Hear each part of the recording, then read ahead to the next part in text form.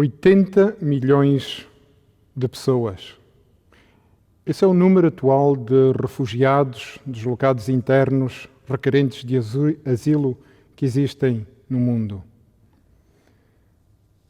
Cerca de 1% da população mundial que foi obrigada em algum momento da sua vida de deixarem as suas cidades, deixarem as suas casas, as suas regiões, algumas vezes deixarem o seu próprio país para procurar refúgio num outro lugar, porque arriscavam a sua vida ficando no seu país de origem. Tanto quanto os habitantes da Alemanha. Há cerca de 4 anos atrás eu fiz um culto similar a este e havia 66 milhões de refugiados nessa altura. Hoje em dia são 80. Na altura era o equivalente à população da França, país que eu estava a viver naquela altura. E esse número não para de crescer. Os números escondem uma dura realidade, porque 80 milhões, 60 milhões, às vezes não nos diz nada, mas atrás de cada pessoa existe uma história pessoal. Existe uma história de sofrimento, uma história de procura de um outro lugar mais seguro. Eu vou-vos ler agora um extrato de uma dessas muitas histórias que foi escrita por uma jovem mãe que teve que fugir, ela com o seu bebê e o seu esposo, a determinada altura da sua vida para ter a vida salva. Foi durante a noite que soubemos que tínhamos que fugir. Pegámos rapidamente os poucos pertences que tínhamos e embrulhei o meu bebê e fugimos nessa mesma noite. Demorámos 2 dias para atravessar a fronteira do país mais próximo. Soubemos mais tarde que soldados do governo entraram na aldeia e que mataram dezenas e dezenas de crianças. Hoje em dia, vivemos num país diferente. Tivemos que aprender uma nova língua, novos costumes. O meu filho cresce numa cultura estranha. Gostaríamos de voltar para a nossa casa, mas não podemos, porque ainda não é seguro. Será que essa história vos parece familiar? Deveria, porque ela encontra-se na Bíblia em Mateus capítulo 2, a partir do versículo 13. Correto, já adivinharam. É a história de Jesus. Jesus também foi, a determinada altura da sua vida, um refugiado. E, facto curioso, foi o continente africano quem recebeu Jesus para que ele pudesse ter a sua vida salva. Na Bíblia, a palavra refugiada não aparece, até porque é um termo recente, um termo jurídico que só apareceu no século XX. Mas aparece a palavra estrangeiro, peregrino. E quando a Bíblia fala de estrangeiro é porque não quer dizer que não houvesse refugiados. Havia com certeza refugiados. E vamos ver a seguir algumas histórias.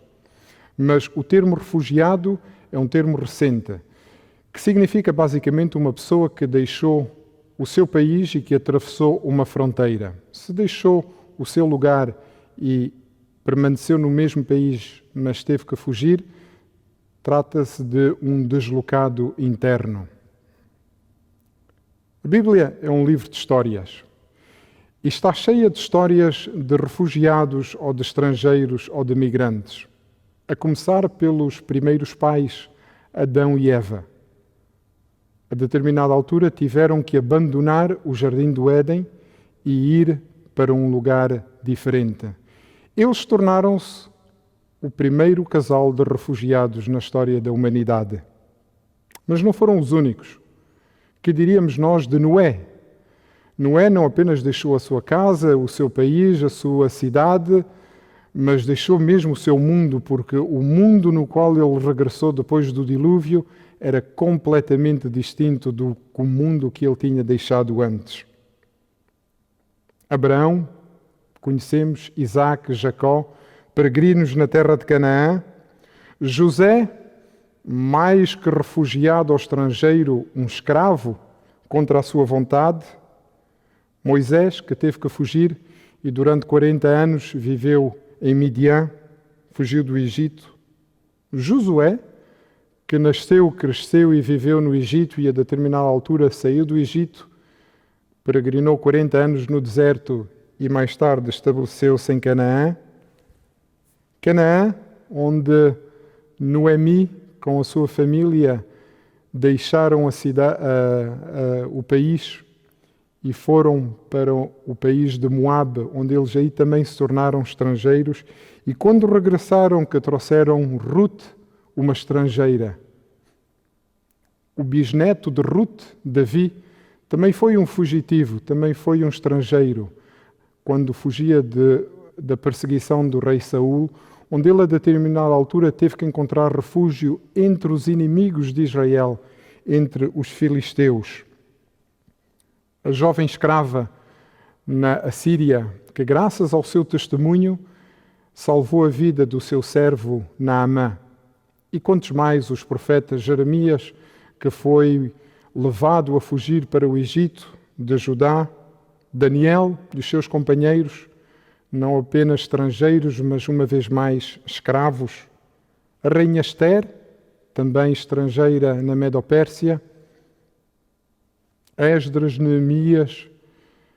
Jesus, já vimos também o exemplo dele, mas mais houve outros. Todos os apóstolos, Paulo, Pedro, João, que devido às perseguições tiveram que deixar o seu país, a sua terra, e graças a isso puderam levar o Evangelho a outras cidades, a outras regiões.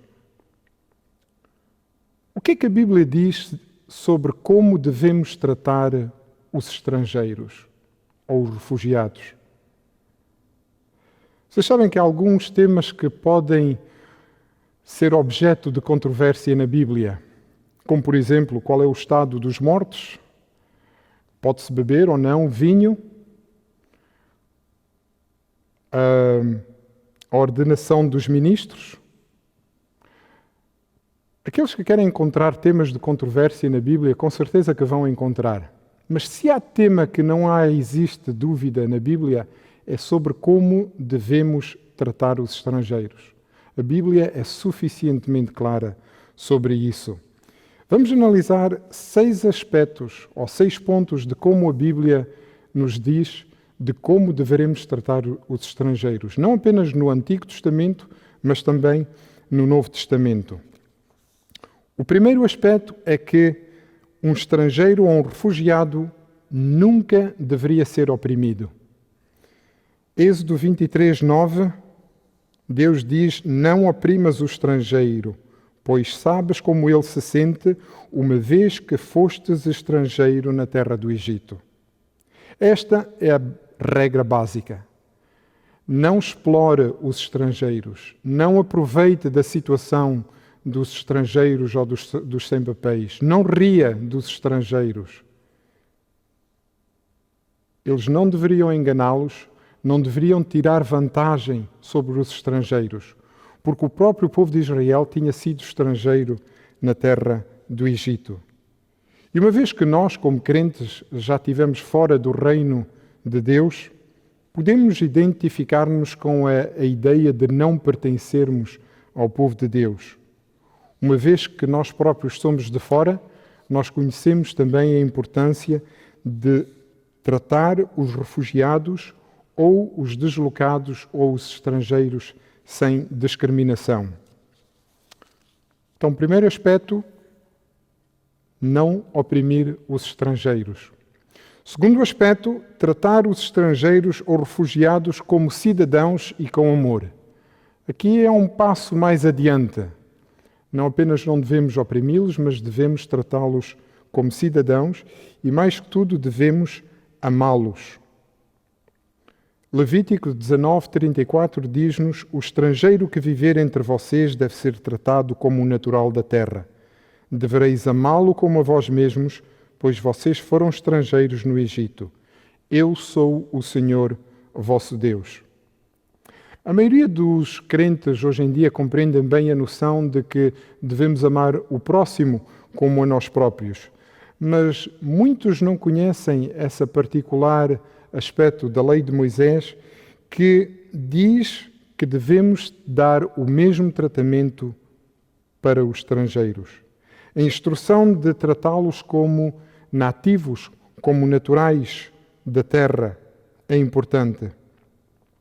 Essa instrução em Levítico é especialmente útil quando as pessoas acabam ficando anos e anos como refugiados no país de acolhimento. A Bíblia diz que devemos tratá-los como se fossem naturais da terra. Deus estabeleceu um alto padrão para como devemos tratar os estrangeiros. Porquê? O próprio Deus diz, porque eu, o Senhor, sou Deus. O ano passado, quando a pandemia do coronavírus, da Covid-19, começou a afetar o mundo inteiro, no dia 28 de março do ano passado, eu li uma notícia aqui nos Estados Unidos, da Reuters, que devo dizer que me encheu o coração de alegria. Portugal tornou-se o primeiro país da União Europeia que decidiu tratar os migrantes como residentes durante a crise do coronavírus.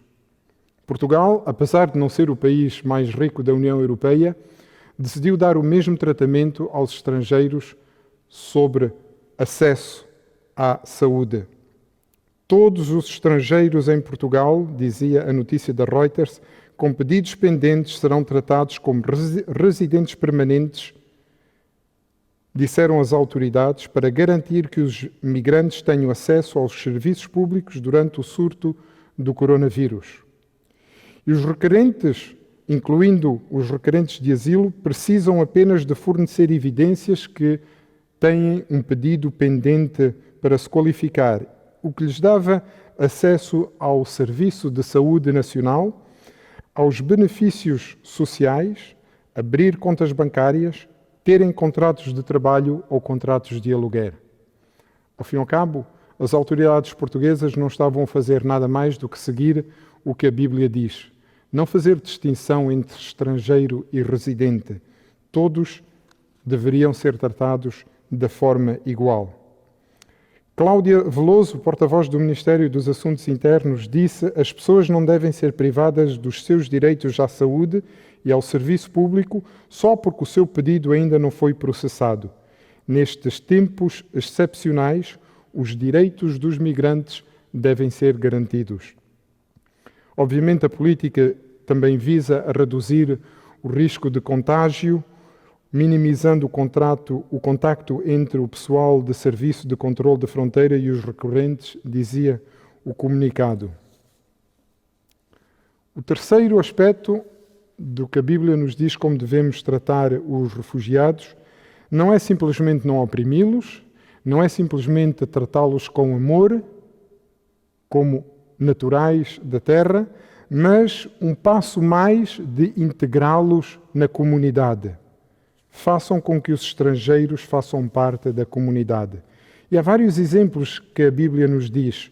Por exemplo, havia as cidades de refúgio. Números 35:15 diz-nos que as cidades de refúgio deveriam estar disponíveis tanto para os israelitas como para os estrangeiros. Os estrangeiros deveriam ser incluídos nos festivais e nas celebrações exigidas pela lei, Deuteronômio 16, 14 e Deuteronômio 26, versículo 11. Inclusive, alguns dos dízimos coletados pelos sacerdotes deveriam ser usados não apenas para alimentar os sacerdotes e as suas famílias, mas também para ajudar os estrangeiros, as viúvas e os órfãos. Deuteronômio 14, do 28 ao 29. E, finalmente, os agricultores e os camponeses, quando eles estavam a fazer a colheita, deveriam deixar as sobras de lado no campo para os pobres, a viúva, os órfãos e, uma vez mais, para o estrangeiro. Aliás, graças a essa peculiaridade da lei mosaica, uma história de amor nasceu entre Boaz e Ruth, que nós conhecemos bem. Quarto aspecto, não apenas agora integrá-los na comunidade, mas todos os crentes deveriam mostrar hospitalidade a estranho, seja ele estrangeiro ou não estrangeiro. Hebreus 13, versículo 1 e 2 diz-nos: continua amando uns aos outros como irmãos e irmãs. Não se esqueçam de mostrar hospitalidade a estrangeiros, pois ao fazer isto, alguns mostraram hospitalidade a anjos sem o saber. A hospitalidade nessa passagem e em muitas outras é mostrada como uma marca específica do cristão. Recordo-me que o primeiro sábado que eu passei quando cheguei à França, houve uma família que não me conhecia de lugar nenhum, não sabia quem éramos, mas no primeiro sábado convidou-nos para comermos na casa deles. Isso é mostrar hospitalidade. Antes e hoje, a igreja deve ser uma comunidade acolhedora. O quinto aspecto, Jesus disse para os seus seguidores como eles deveriam tratar os estranhos. Mateus, capítulo 25, o versículo 35 diz: porque eu era estrangeiro e me acolhestes. Jesus segue o padrão do Velho Testamento e dá um passo adiante, dizendo que a forma como tratamos os estrangeiros indica se somos os seus seguidores. Como o mundo seria diferente se tratássemos os estrangeiros de forma diferente? Devemos convidar os estrangeiros a entrar, refugiados, se formos realmente seus discípulos. E, finalmente, sexto aspecto, não nos devemos esquecer que todos somos estrangeiros nesta terra. 1 de Pedro 1,17: se invocais por Pai aquele que, sem acessão de pessoas, julga segundo a obra de cada um, andai em temor, e depois ele acrescenta, o apóstolo Pedro, durante o tempo da vossa peregrinação. Outras traduções dizem durante o tempo do vosso exílio, mas eu gosto especialmente de uma tradução que diz durante o tempo aqui como residentes temporários. Correto.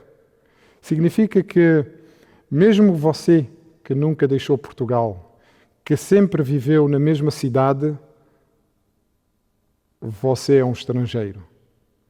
Você não é um cidadão deste mundo. Porque a nossa pátria não está aqui nesta terra. A nossa pátria está mais além. Quando a diretora da ADRA Portugal me convidou para fazer este sermão, devo reconhecer que pensei se deveria aceitar ou não. Digo isso porque eu próprio sou um estrangeiro neste momento. Resido fora de Portugal há mais de 25 anos. Era 1994 quando eu deixei Portugal. E, embora regresse curtos momentos de férias para passar algum tempo com a família, tenho vivido fora de Portugal por um longo momento. Mas não só como estrangeiro, como imigrante, mas também vivi como refugiado. Não apenas eu, mas a minha família é uma família de imigrantes. Os meus pais passaram 20 anos, cada um deles, em África. Foram lá que eles se conheceram, em Angola. Foram lá que eles se casaram. Foram lá que eles se batizaram, conheceram a mensagem adventista. E foi lá que eu e os meus irmãos nascemos. E em 75, com a Guerra da Independência, com a independência das ex-colónias, eu próprio me tornei um refugiado ou um deslocado interno. Não sei bem qual é a classificação neste caso específico. Onde deixámos tudo no ano em que os meus pais tinham acabado de pagar a casa, tivemos que deixar tudo e regressar para Portugal. Muitos de vocês, muitos têm recordações da vossa infância. Essa é a única recordação que eu tenho da minha infância. Foi o único boneco, o único brinquedo que eu pude trazer comigo no meio daquela fuga apressada e ainda hoje recordo com uma certa nostalgia esse único brinquedo que eu tenho. Mas todos nós somos estrangeiros, todos nós somos refugiados, independentemente se nascemos em Portugal, no Brasil, em Angola, em África ou num outro país. Eu gostaria de terminar esta meditação com uma história verídica que passou-se há mais de 110 anos com Henry Morrison, um missionário que passou 40 anos da sua vida, ele junto com a sua esposa, em África. Naquela altura não havia viagens de avião, as viagens eram de barco, demoravam semanas, meses, e ao fim de 40 anos eles regressaram ao seu país de origem, que era os Estados Unidos. Estavam regressando para Nova Iorque. E quando o navio se aproximou do cais, Henry disse à sua esposa: "Olha para aquela multidão, parece que não se esqueceram de nós." Só que ele não sabia que nesse mesmo navio viajava o presidente dos Estados Unidos, Teddy Roosevelt. Quando o barco acostou, houve uma grande festa para acolher o presidente, houve fanfarra, as pessoas gritavam, havia bandeiras que iam de um lado para o outro, havia jornalistas que queriam saber a experiência do presidente Roosevelt durante a sua caçada em África. E depois que todos se foram embora, Henry e a sua esposa desceram o navio e não havia nenhum comitê para recebê-los. Não havia ninguém. Pegaram um táxi que os levou para um apartamento com um quarto que a missão tinha preparado para eles. E nas semanas seguintes, Henry tentou, mas não conseguiu deixar de pensar nesse episódio, nesse incidente. E ele estava se afundando cada vez mais em depressão, quando uma noite ele disse para a sua esposa: "Alguma coisa de errado se passa. Esse homem volta de uma caçada e todo o mundo dá uma grande festa. Nós entregamos as nossas vidas no serviço fiel a Deus todos esses anos, mas ninguém parece se importar."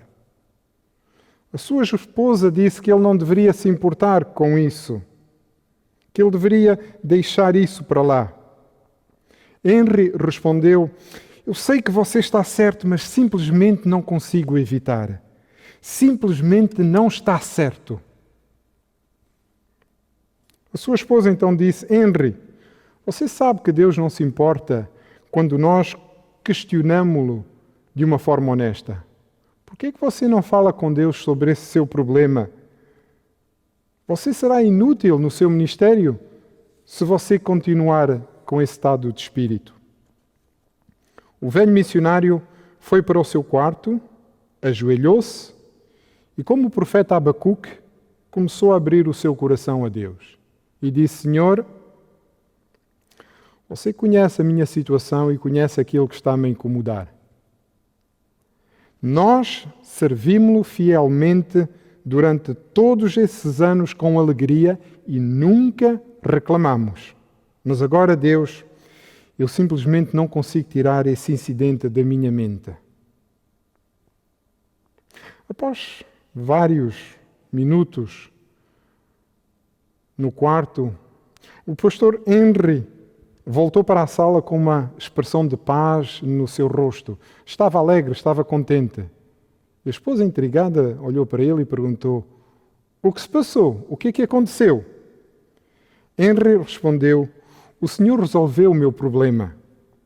Eu disse-lhe como eu estava amargurado pelo facto de o presidente ter recebido toda aquela grande festa, a fanfarra, quando chegou, mas que ninguém ao menos nos encontrou quando voltámos para casa. Quando eu terminei, parecia que o Senhor colocou a sua mão no meu ombro e me disse simplesmente: "Mas Henry, você ainda não voltou para casa." Nós aguardamos esse dia com impaciência em que todos nós, estrangeiros ou não estrangeiros, refugiados ou não refugiados, estaremos numa pátria que Deus está a preparar para todos nós. É o meu desejo para cada um de vocês esta manhã. Amém.